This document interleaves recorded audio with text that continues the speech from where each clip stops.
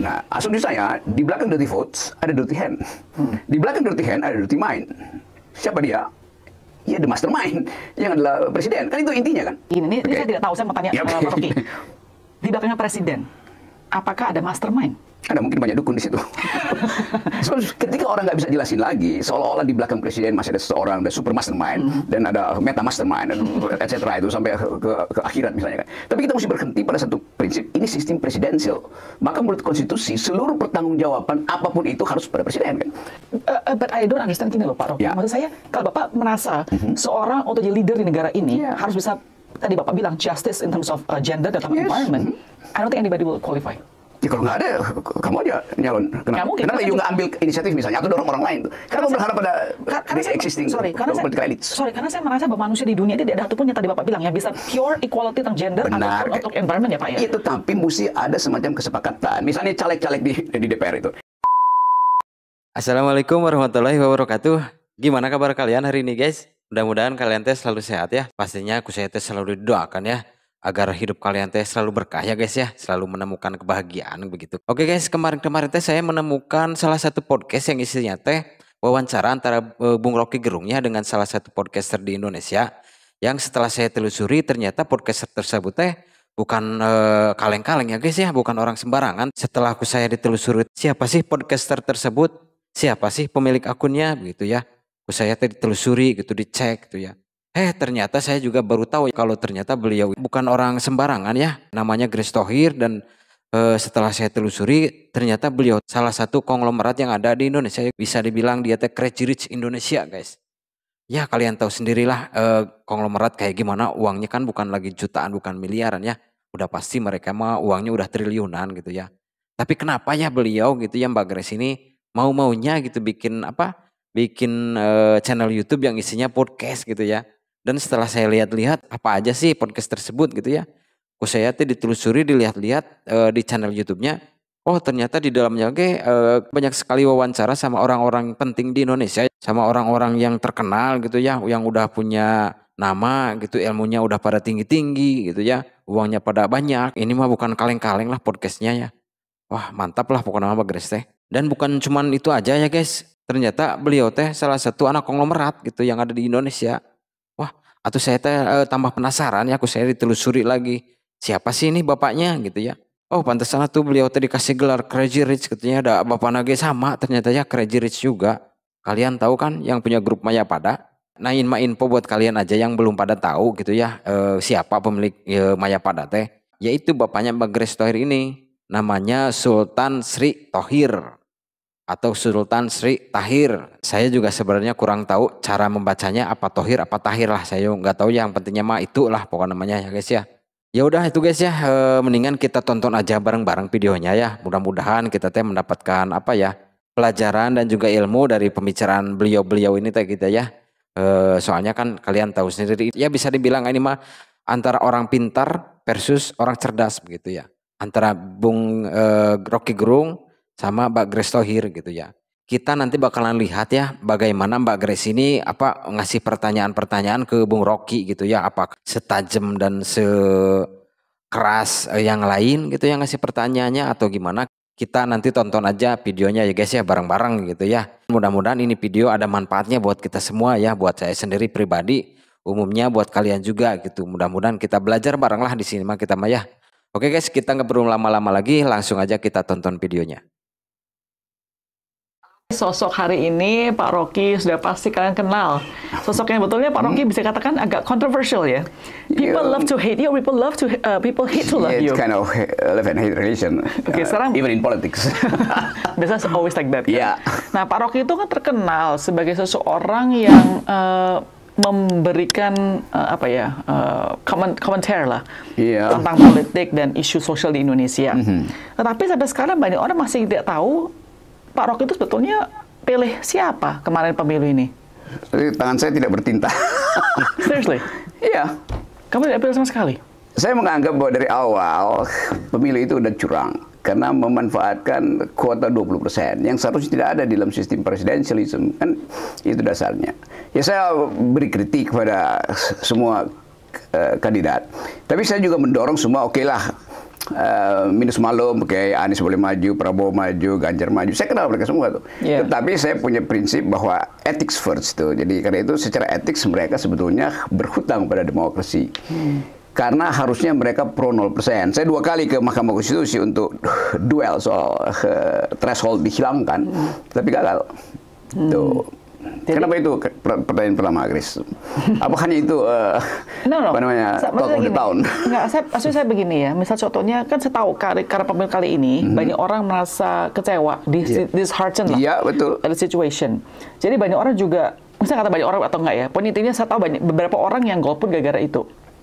Oke. Jadi maksud saya gini loh, kalau kita ke depannya nih, namanya politik kan ya, Pak, kita harus jujur bahwa tidak bisa 100% fair ya, Pak. Yes. Oke.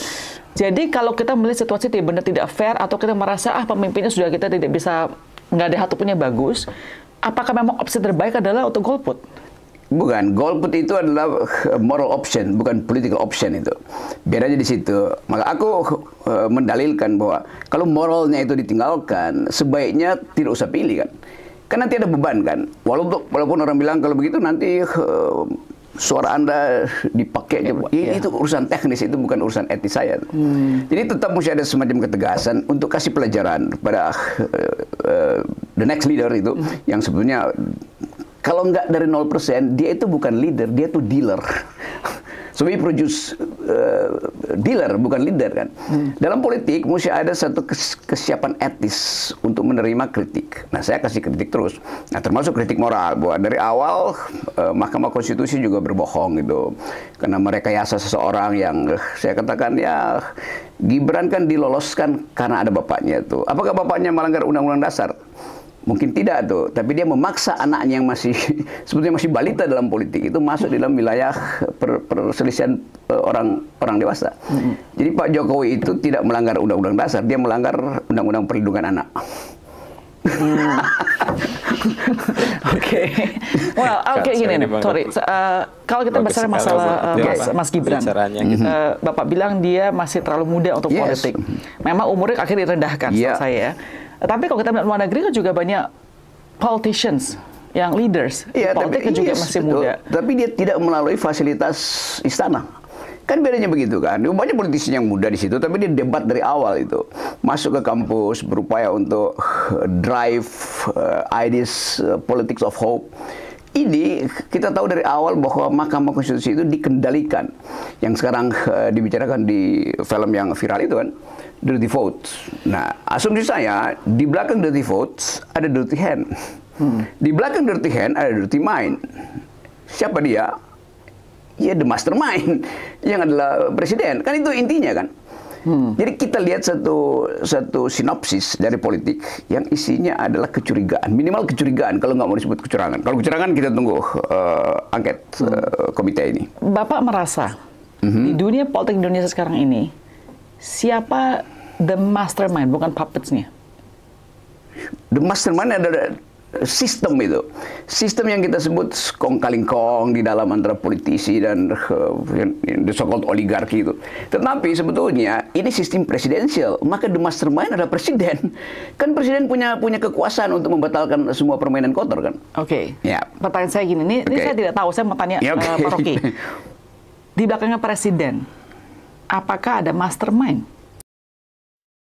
Tunggu dulu guys. Ke saya di stop dulu ya videonya. Soalnya ini pertanyaan dari Mbak Grace ini benar-benar mantap ya guys, sangat bagus sekali. Sebenarnya nggak terlalu banyak orang yang berani bertanya seperti itu ya kepada Bung Rocky gitu ya. Tapi beliau ini berani gitu ya. Dia pengen tahu sebenarnya ada nggak sih orang yang lebih tinggi kekuasaannya dibandingkan presiden gitu ya. Pertanyaan dari Mbak Grace maksudnya mungkin seperti itu ya guys ya. Kita akan cari tahu jawaban Bung Rocky kayak gimana guys. Pasti ini bakalan seru ini. Lanjut ya guys. Ada mungkin banyak dukun di situ. Sebab ketika orang nggak bisa jelasin lagi, seolah-olah di belakang presiden masih ada seseorang, ada super mastermind, dan ada meta mastermind, etc. itu sampai ke akhirat misalnya kan. Tapi kita mesti berhenti pada satu prinsip, ini sistem presidensial. Maka menurut konstitusi, seluruh pertanggungjawaban apapun itu harus pada presiden kan. Tapi nanti orang bilang Jokowi lagi, Jokowi. Ya, memang Jokowi presidennya kan. Oke, kalau misalnya contohnya, saya tahu kan Pak Rocky kemarin ada criticize Pak Jokowi, ya kan? Dan mungkin ada salah seorang yang suka kritik Pak Jokowi.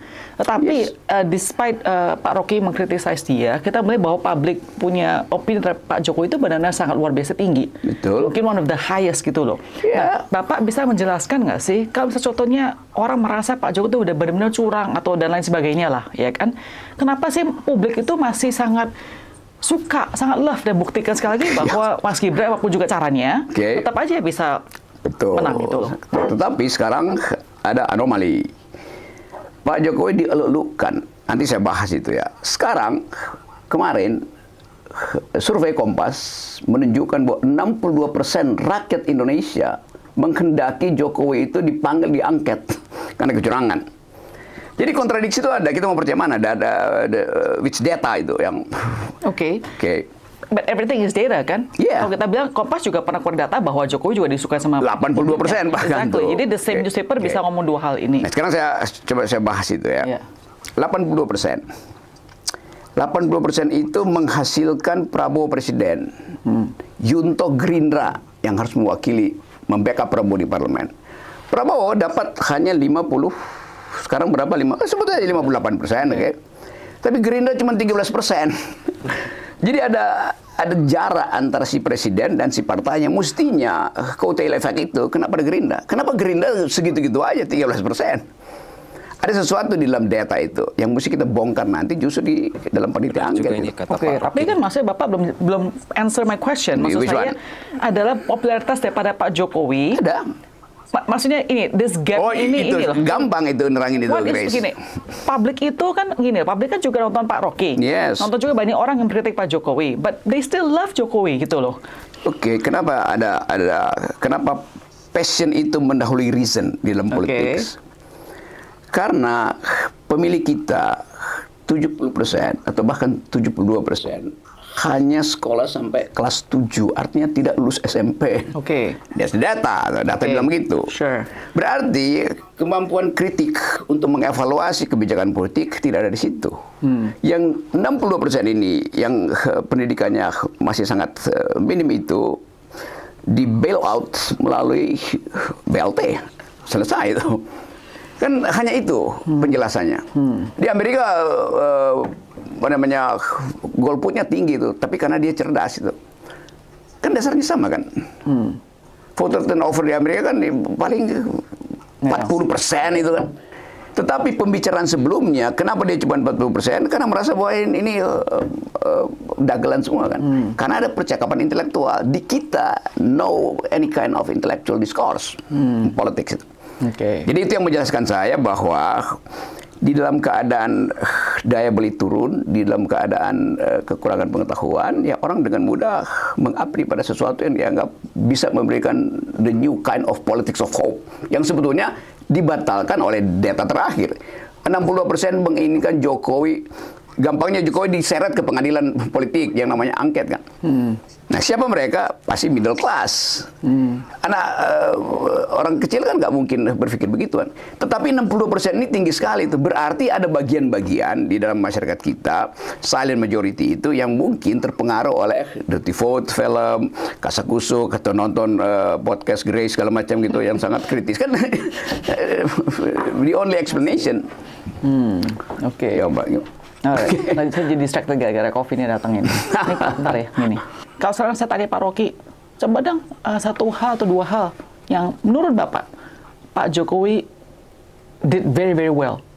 Itu apa untuk negara kita? Itu yang ditanyakan semua wartawan. Saya berupaya cari itu. Tetapi saya you cannot find single 10 years. Beri satu poin dan saya akan batalkan poin itu. Yes. No, I don't want to debate about that. Orang sebut jalan tol, infrastruktur segala macam itu. Trade off dengan environment itu tinggi sekali itu. Jadi kita lihat itu. Tetapi orang akan bilang, kan Pak Rocky jalan tol bagus tuh. Bisa sampai ke Solo, Semarang. Oh iya.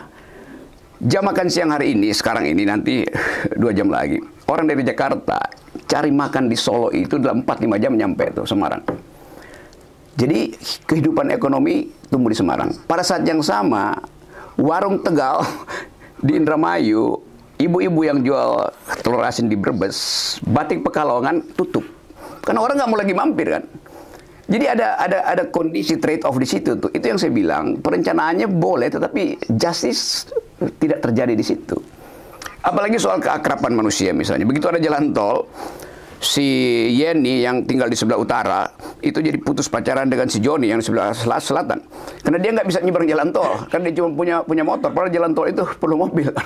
Jadi itu yang membuat saya merasa bahwa oke, ada sesuatu yang infrastruktur tapi value itu cultural relationship hilang. Apalagi soal IKN yang bukan sekedar boros anggaran, tapi dia membatalkan hak burung untuk bertengger di pohon-pohon di Kalimantan, hak cacing untuk menggemburkan tanah.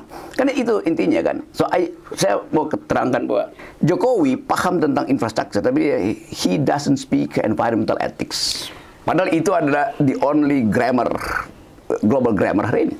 Alright, environmental ethics menurut saya pribadi saya tidak bisa ngomong karena saya merasa saya masih, sorry to say, I'm not very environmental. Kalau kamu lihat saya punya everything, I'm pretty sure I'm really bad lah. Terima kasih atas pengakuan itu, Grace. I have to admit.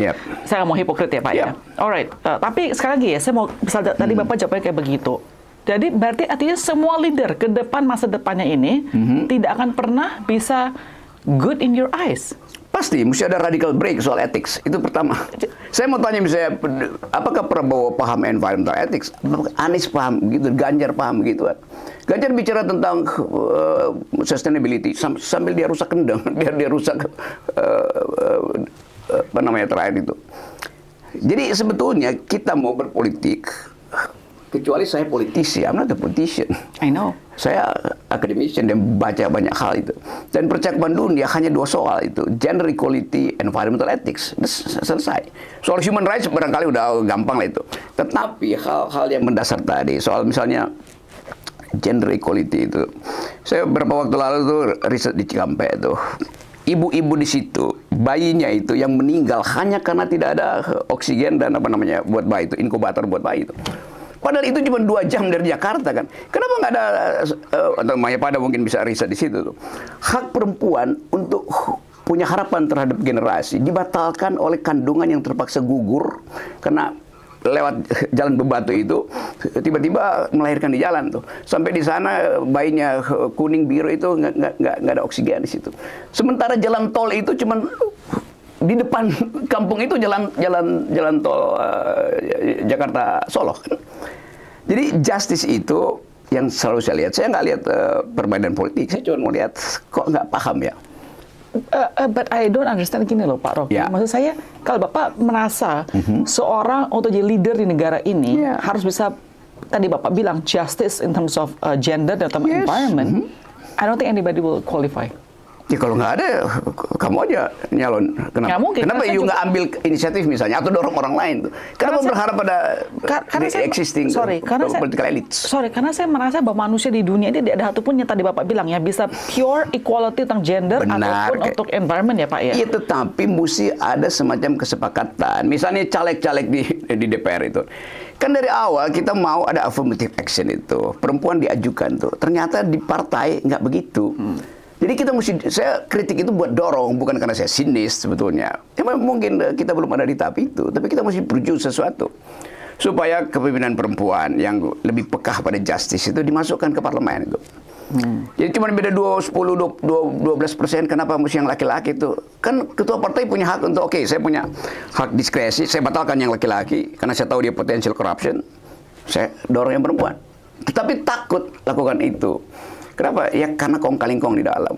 Banyak betul perempuan pintar yang tersisih hanya karena dia berjenis kelamin perempuan.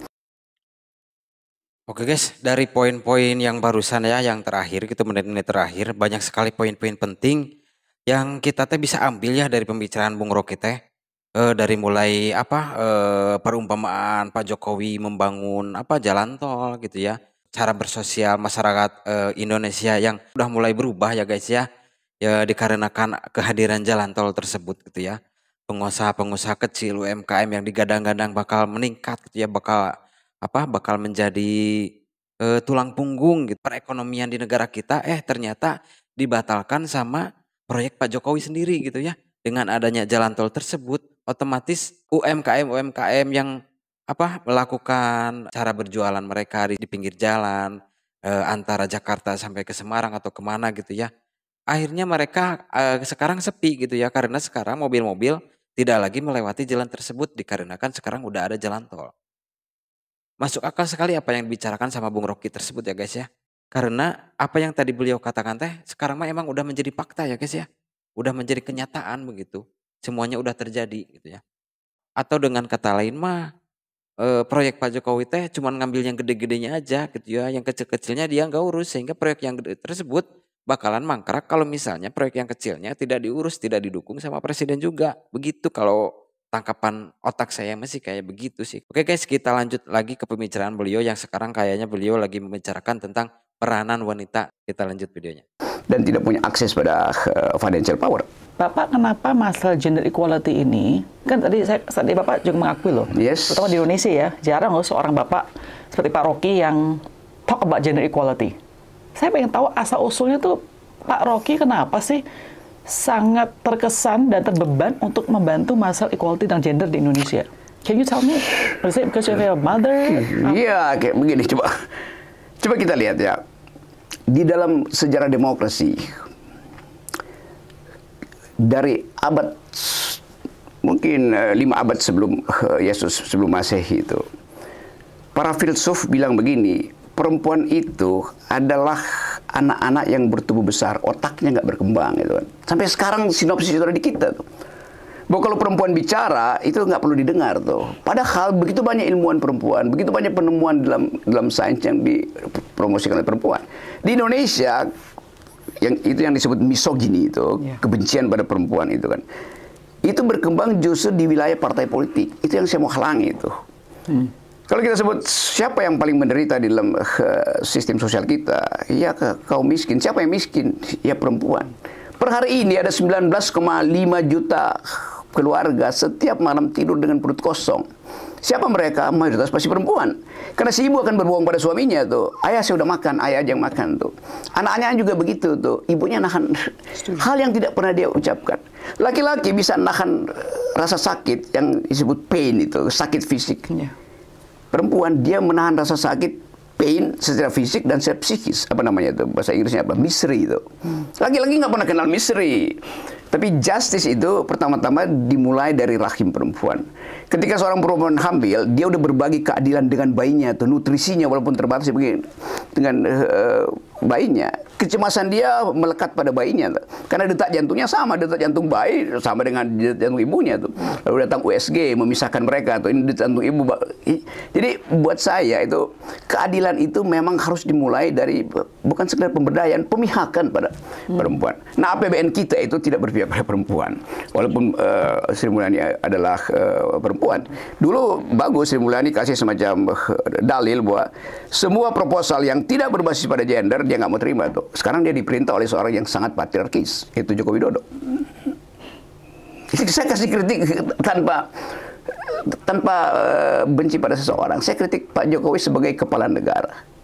Dia sebagai kepala keluarga bagus, buruk sebagai kepala negara. That's my point. Tapi saya bersama Gibran datang ke tempat saya kasih kritik, Kaisang kawin saya diundang gitu. Nggak ada problem secara personal. Tapi ini soal public policy. Ini professionalism. Yes. Politik. Tapi jadi wait, so you haven't answered juga nih maksudnya. Maksudnya kapan sih Pak Rocky itu merasa kayaknya oh my goodness, ini inequality di Indonesia gender itu sangat luar biasa. Apa sih, saya masih belum tahu jawabannya tadi, asal usul Bapak itu dari mana? Stunting kita udah prevalensinya tinggi. Berapa pas Bapak kayak menyadari hal ini? Aku ngajar feminist point of view, aku ngajar theory of justice di Universitas Indonesia itu. Jadi saya mengerti bahwa pengetahuan kita tentang keadaan sosiologis itu akan terbantu kalau kita kuasai sedikit banyak teori kan. Dan itu maksudnya tuh. Jadi kalau kita bilang who's justice, kita tanya yang injustice siapa itu? Kan itu hanya datang dari kritisisme karena ada literatur yang membantu gitu. Semua hal yang kita pelajari sebetulnya kalau kita pasangkan untuk dicarikan pembenaran di dalam Indonesia semuanya terjadi itu. Demokrasi yang macet, penghargaan pada lingkungan yang asal-asalan itu, apalagi soal status perempuan kan. Oke. Menurut Bapak sekarang ya, potential female leaders di Indonesia itu siapa sih? Banyak dosen-dosen muda di daerah tuh. Tapi dia tidak bisa, kita mesti bantu bunyikan itu. Ya kalau politisi ya di Golkar ada, di PDI ada. Tapi kan struktur partai kita kan feodal. That's true. Gitu, dan sangat patriarkis. Jadi kita bongkar dulu nih infrastruktur kebudayaan dari partai supaya perempuan ini dia bisa bicara sebetulnya, tetapi dia gugup dan gagap untuk bicara karena grammar partai itu grammar patriarki, grammar laki-laki. Sehingga kita anggap ya dulu perempuan itu dibuktikan tidak bisa berpikir karena masih berpikir tuh. Kenapa nggak dibiayai oleh partai misalnya? Dulu perempuan itu disebut the unspeakable, sekarang mereka the unstoppable. Dan saya lagi berhadapan dengan seorang yang unstoppable. Yes. Oke. Jadi Anda merasa berarti Ibu Mega was right pas dia jadi presiden karena dia at least seorang perempuan. Iya, dia mengerti injustice karena dia dikerjain sama Orde Baru. Jadi dia paham injustice. Tapi dia juga mesti berpikir bahwa di dalam partainya banyak patriarkis, terutama mereka yang terseret kasus KPK kan. Jadi Ibu Mega akhirnya bimbang dan itu kita lihat sekarang. Bu Mega belum kasih semacam final statement soal hak angket itu. Ya pasti dibujuk-bujuk oleh patriark gitu. Jangan dulu Bu Mega tuh, mungkin Pak Jokowi masih bisa dirayu segala macam. Dan itu kan buruk untuk demokrasi itu. Padahal Ibu Mega dikerjai oleh Jokowi. Kan ketika Bu Mega mungkin setahun yang lalu ya, ketika di partai acaranya dia di satu hal yang bikin katanya Pak Jokowi ini. Saya kasih hipotesis ya Pak ya. Misalnya itu Bu Mega adalah seorang laki-laki. Apakah respon negatifnya kepada speech tersebut akan berbeda dengan kritik yang sekarang Bu Mega terima ketika dia mengatakan hal tersebut? Ibu Mega pada waktu itu mengucapkan dari watak dia tuh, sebagai orang yang tahu bahwa Jokowi itu dia yang urus sebetulnya. Dan memang faktanya kan begitu. Tetapi kemudian Mega mungkin merasa kok pelan-pelan ada creeping arogansi pada Jokowi, sehingga Mega mau kasih teguran. Dan itu wataknya Mega negur di depan umum kan. Jadi nggak ada soal sebetulnya. Jadi kalau walaupun dia laki-laki pun dia ngomong begitu juga akan di-attack juga. Pernah nggak sih ketemu dengan Pak Jokowi ngobrol berdua saja? Iya pernah yang minta undang, tapi saya bilang nggak ada poin saya bicara. Mending saya bicara dari luar itu. Why? Ya bicara dari dalam buat apa? Karena saya tahu, saya ikut baca, bahkan ikut menyusun beberapa poin ketika Jokowi di 10 tahun lalu menulis tentang revolusi mental, paper-paper itu. Kan itu teman-teman saya bikin kan di UI kan. Jadi saya tahu dari awal, tapi saya cium dari awal ada sejenis hidden authoritarian personality pada Pak Jokowi itu. Dari awal saya detect itu. Orang nggak percaya. Sekarang orang, oh ya benar lu rock gitu. Iya, now it can be talk. Anda tidak merasa takut nanti kena lagi jerat dengan UU ITE? Oh, di polisi masih ada 30 kasus saya tuh. Tebel banget. Tapi ya itu konsekuensi begitu kan. Saya bilang, bukan cuma ucapin. Saya bukan pebisnis, saya bukan politician. Saya mengajar aja, hobi saya naik turun gunung, masuk keluar hutan tuh. Jadi apa salah saya? Lain kalau saya punya massa untuk digerakkan kan enggak tuh. But you are an influencer, Pak. Betul, tapi itu bukan keinginan saya. Mereka menunggangi kalimat saya kan. Tapi saya mesti terangin itu kan. Karena saya mengajar di universitas, nggak mungkin saya berbohong dengan menutupi argumentasi kan. Sering dikatakan Rocky Gerung, kok Anda kayak saya ucapin bajingan tolol yang jadi kasus itu kan. Saya bilang, saya ucapkan itu bukan di upacara pemakaman atau perkawinan. Itu upacara demonstrasi. Maka mesti ambil kalimat yang betul-betul provokatif. Anda memang saya provokasi. Kenapa emang? Kan saya nggak mungkin ucapkan itu ketika suasana persahabatan kan. Guru mau demo, guru minta saya kasih orasi, kasih keterangan apa pembenaran akademis dari demonstrasi itu. Saya mesti terangkan secara akademis kan. Tapi Bapak admit loh, Bapak bilang Bapak adalah seorang provokator, sengaja ya, berkata tersebut. Betul, betul. Okay. Karena kata provokasi itu dianggap kotor. Ya kalau orang bilang bajingan tolol ya, ya kotor dong Pak. Bener. Kalau itu saya ucapkan di pemakaman, ini di tengah demonstrasi. Kalau begitu saya bilang, para buruh, kalian mau demonstrasi, tapi nggak perlulah, karena Pak Jokowi itu bukan bajingan tolol. dia arahnya pada undang-undang Omnibus Law yang bagi saya juga itu bermasalah itu karena merusak lingkungan tuh. Hak masyarakat adat tidak diatur di situ tuh. Saya terangkan, maka saya bilang bahwa kalau tapi kalimatnya kan dipotong oleh pelapor kan. Saya bilang seandainya Jokowi ada bajingan pinter, dia akan datang duduk berdebat dengan buruh. Seandainya begitu tuh, sama seperti Perdana Menteri Prancis misalnya, itu berdebat dengan buruh. Tapi karena dia takut berdebat, maka by logics dia bukan bajingan pinter, bajingan tolol. Kan sebetulnya konteksnya itu. Beda kata bajingan tetap aja dong, Pak. Nah, kata bajingan anak Jakarta biasa, lu bajingan amat. Masa sih? Yes, itu kata yang biasa, lu bajingan. Saya taktik saya ini, benar nggak? Yang benar anak Jakarta, yes itu.